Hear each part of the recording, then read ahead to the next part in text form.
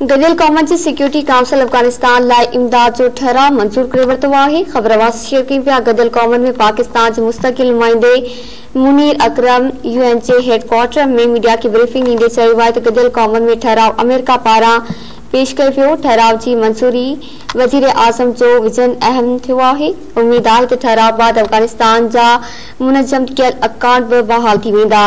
मुनीर अकरम जो चवणु आहे त ठहराव जी मंजूरी इमदाद गदियल कौमन जे मातहत इदारनि ज़रिए अफगानिस्तान खे ॾिनी वेंदी।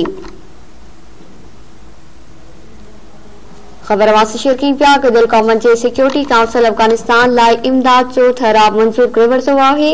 गदियल कौमन में पाकिस्तान जे मुस्तकिल नुमाइंदे मुनीर अकरम UN जे हेडक्वार्टर में मीडिया की ब्रीफिंग ॾींदे चयो आहे त गदियल कौमन में ठहराव अमेरिका पारां पेश कयो पियो।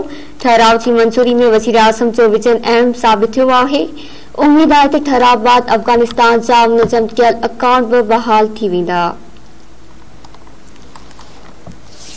मुनीर अकरम जो चवणु आहे त ठहराव जी मंजूरी इमदाद गदियल कौमन जे मातहत इदारनि ज़रिए अफगानिस्तान खे ॾिनी वेंदी। आगाह कई पिया कि गदियल कौमन जे सिक्योरिटी काउंसिल अफगानिस्तान लाइ इमदाद जो ठहराव मंजूर करे वरितो आहे। गदियल कौमन में पाकिस्तान जे मुस्तकिल नुमाइंदे मुनीर अकरम UN जे हेडक्वार्टर में मीडिया की ब्रीफिंग ॾींदे चयो आहे त गदियल कौमन में ठहराव अमेरिका पारां पेश कयो पियो। ठहराव जी मंजूरी में वज़ीर आज़म जो विजन अहम साबित थियो आहे। उम्मीद आहे त ठहराव बाद अफगानिस्तान जा मुनज़्ज़म कयल अकाउंट बि बहाल थी वेंदा। मुनीर अकरम जो चवणु आहे त ठहराव जी मंजूरी इमदाद गदियल कौमन जे मातहत इदारनि ज़रिए अफगानिस्तान खे ॾिनी वेंदी।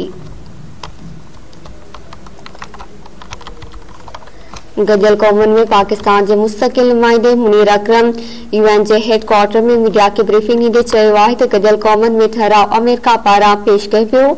ठहराव जी मंजूरी में वज़ीर आज़म जो विजन अहम साबित थियो आहे। उम्मीद आहे त ठहराव बाद अफगानिस्तान जा मुनज़्ज़म कयल अकाउंट बि बहाल थी वेंदा।